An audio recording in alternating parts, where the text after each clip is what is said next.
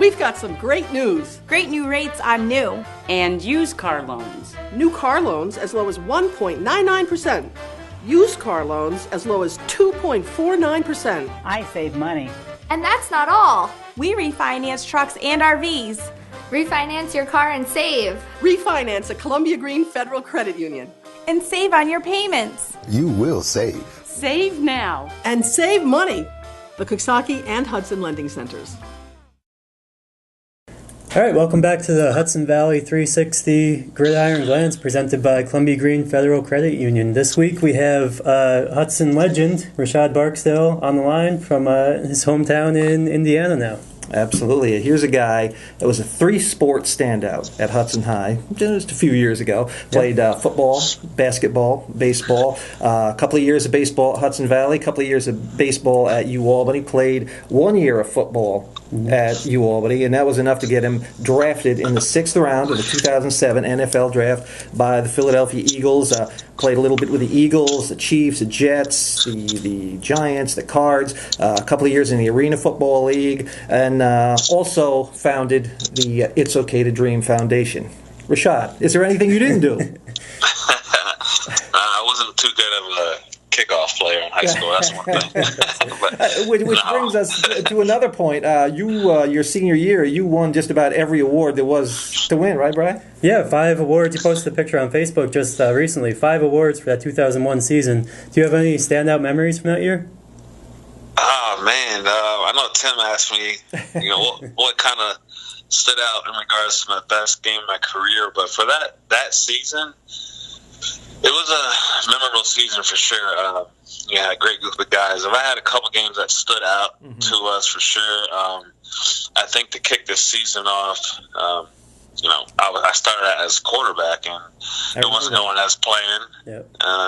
We came back and beat Lansingburg, so that was a big win for sure. And after that, I would rate our Broad Albin Perth game a pretty big win, because back then they were pretty strong and pretty big. They had, I believe it was Ed Green.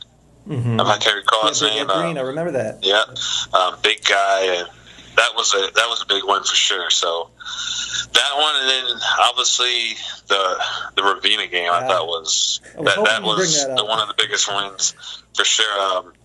As I can recall, it was we were down, but just the atmosphere, with that. I mean, it was pretty crowded that night. Guys all around, from as far as obviously on the home side bleachers, but guys also on the visitor side, just crowding that fence that they used to have up. That storm fence. So I believe it was Tyler Kreisman blocking, and Frank Vitale picked it up, and it was an awesome game all in general, because Ravenna was our biggest rival back then, and they were always strong from first quarter to the last quarter. So I know going into that game, and I think that was for the Rhineford division game. That's right. Yeah, so I think they were 5-1 and we were 6-0, something like that, something in that measure. That's right. They took a 14-0 lead on you guys, and you came back in the second half and pulled it out 21-14. That was an incredible game for sure. Yep. But now your senior year, 2001, 2002 at Hudson High, that was quite a year all around for you, not just football, right? I mean, the basketball team, if I recall correctly, won the Patroon Conference title, and after that didn't win again for another 14 years. And baseball won the Section 2 title as well. I mean, you had a big year in baseball as well, right? Yeah, that was a great year. I didn't do much on the basketball because I got hurt in football, as I forgot what I did to my knee, but it affected my our last game up in Peru, which we won't talk much about. Yeah, that still stings. But we go into basketball, and I could play on it and everything, but the doctor said they recommended me getting surgery, so I sat out the season. I was still there to assist the team the best way possible, and then I got surgery because I knew baseball was coming up, and baseball was also one of my top sports, and I knew we had a great team coming back, so I wanted to be a part of that. So yeah, we senior year, I think we might have lost. I know we were undefeated in Patroon. I think we lost to Schenectady. We lost to Schenectady. That's right. During the season, I think we beat Columbia at Columbia. Right. Yep, if I can recall. Great competition that year. Yeah, so that was a good year, and we almost had that. We matched up with Lansingburg in sectionals. I think it was the year before they beat us early, right? First round, and then now and then we linked up with them in the championship, which was a low scoring game. Great pitching duel. I remember that game. It was 2-1. The Mike Meredith threw a gem that game. Yeah, Mike. It's funny about that. The funny about that game, and because I've been good friends with Kareem Jones, and I forgot what he did to end the game. It was a way to end the game, a crazy way to end the game, because I think it was a pop fly infield, and Chris Howard caught it in third, and I think Kareem was on first, and he got doubled off. And, Kareem, come on now. Yeah, so I always joke with him about that. He had a great career, though, himself up at Lansing. Yeah. Went on and played Syracuse, and just a tremendous athlete. But as far as you go, I mean, after graduating Hudson High, you played a couple of years of baseball at Hudson Valley, a couple of years of baseball at UAlbany. Didn't play football until your last year at UAlbany. Was there a reason behind that? Did you think maybe baseball was your best sport, or?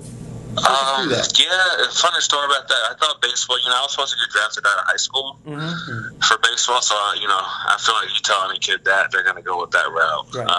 That was one of the deciding factors. A funny factor, honestly, although I'm from upstate New York and the weather is cold, I did not want to practice in the cold. Yeah. I honestly, that's part of the reason why, that's part of the reason why I did not pursue football at Hudson Valley, because I was tired of practicing in the cold, and I was like, you know what, I'm done playing football in the cold, etc. And I was like, I just didn't want to practice in the cold, so I was like, I'm gonna skip out on that. It's something simple. Although things worked out for me in the long run, I look back, I was like, I should have sucked it up and played a little longer, because maybe, I would have got drafted earlier, or who knows?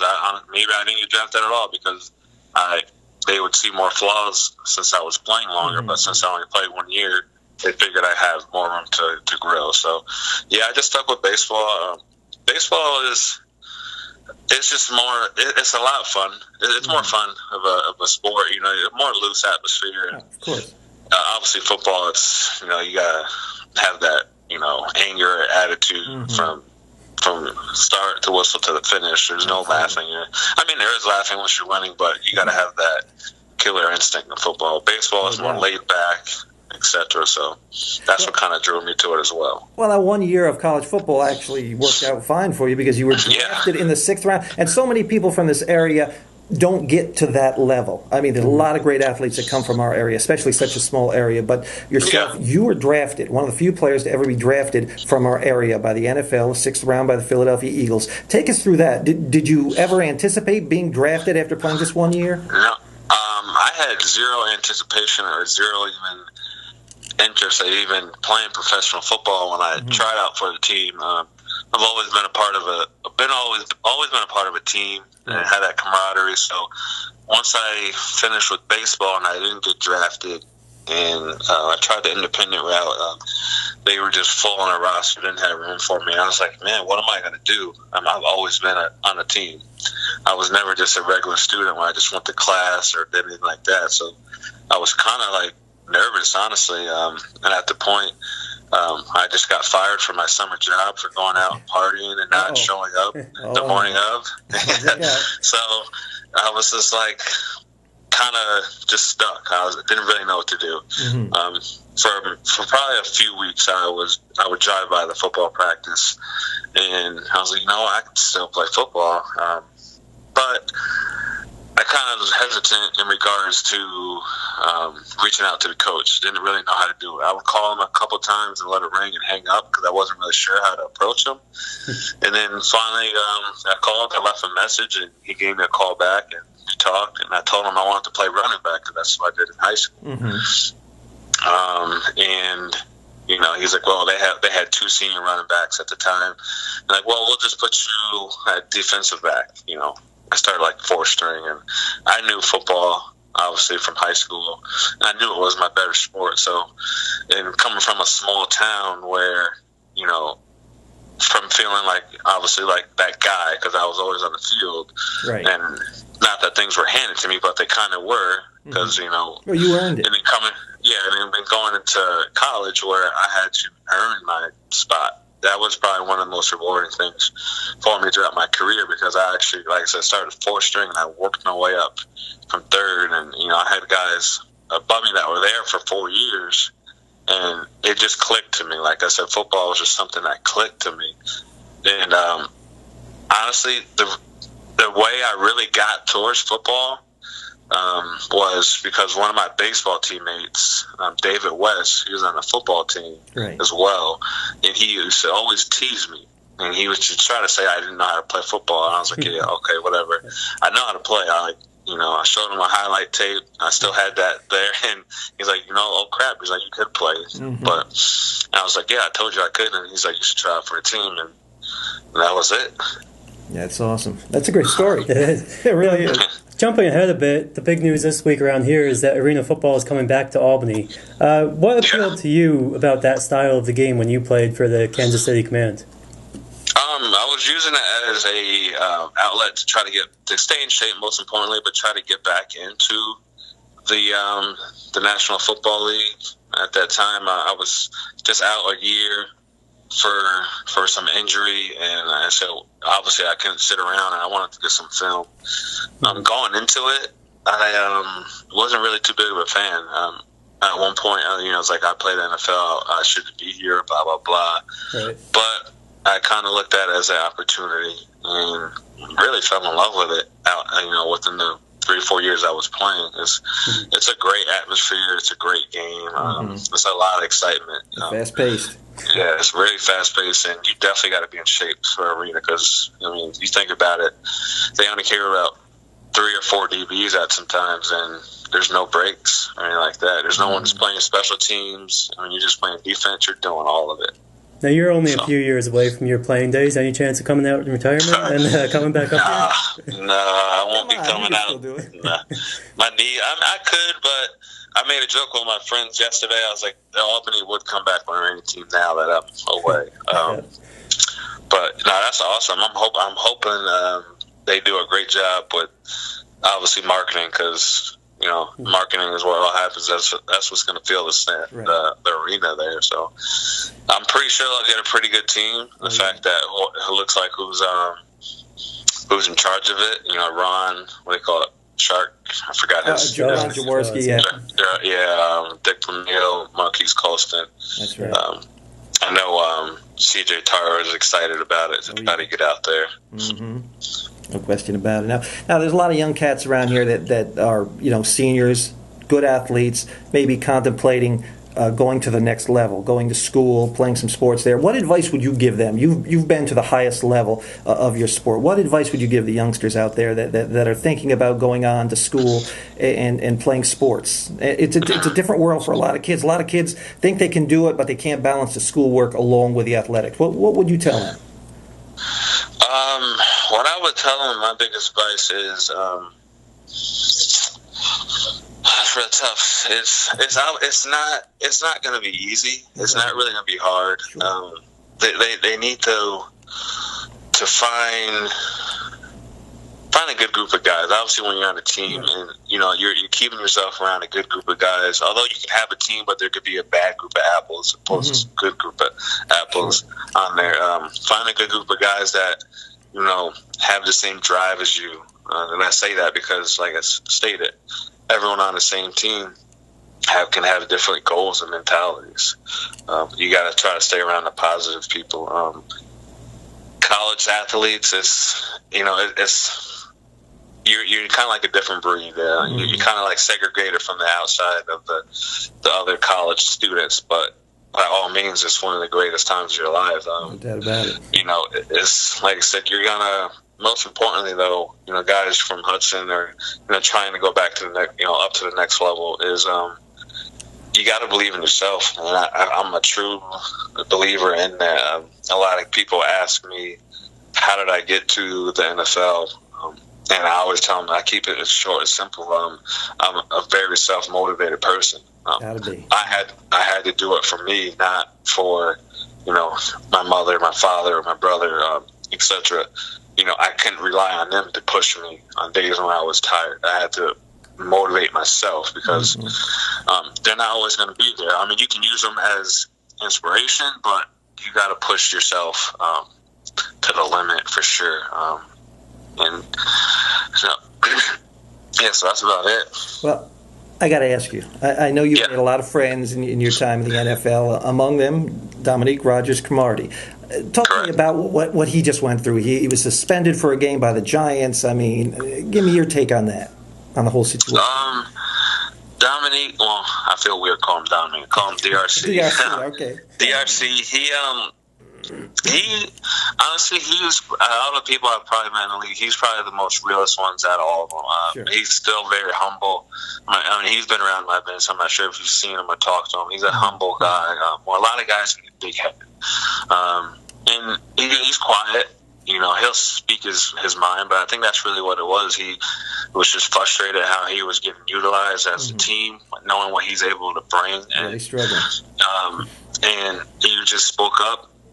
And unfortunately enough, some people, when you speak up, they penalize you for it because you're expected to do what they want. You're expected to do what they want you to do. And then when you speak your mind, you get penalized for it. So I think, I don't know all the details in it. I did reach out to him and told him I was here for him if he needed to vent, whatever, and he said he was good. And, it's just, when you're on a losing team, emotions run high, and sometimes you do and say things that you wouldn't normally do, obviously, if you were winning. Okay. So. Right. Now, switching gears a bit, quickly, your charity, you've given a lot back to Hudson area and everything. Specifically, the team's a mascot, a tunnel, jerseys for the basketball team. Every year you have your slam dunk contest and your Run This Town event. What do you have coming up? We got the Thanksgiving community dinner coming up here in a couple weeks. This is going to be our second year. We relocated the venue to try to get more people involved. It's really just a time for the community to come together. It's free of charge, and I don't want people to think as if it's kind of like you're in need, so you're eating for free. That's by far what it's about. It's just really just about getting everyone together and during the holiday, especially nowadays, things what's going on in the world where everyone's so segregated. It's just the time to come out. You may see people that you haven't seen in a while, just to have fun, there'll be music, obviously it's going to be at the Boys and Girls Club or the Youth Center, as we call it. Down on 3rd Street. So you got games and everything. It's just come out and have a good time. There's, stress-free.